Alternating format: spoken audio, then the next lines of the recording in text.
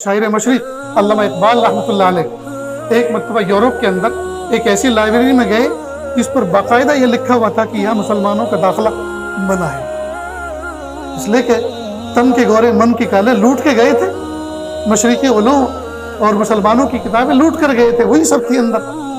तो ये डेविड नाम करके कुछ तौरिया करके ये अंदर एंट्री ले ली इन्होंने शेल्फ पे से एक किताब निकाली और पढ़ना शुरू किया और ज़ारो कतार रो पड़े, यहाँ तक कि बैठ गए, पैर फैला के बैठ गए। लाइब्रेरियन आया, हिचकियाँ जब उनकी निकली तो आया और कहा क्या बात है, क्यों रोते हो?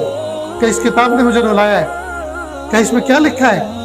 कहा पानी से बिजली पैदा करने का थ्योरिकल तरीका मोहम्मद इब्न अरबी ने इजाद किया है।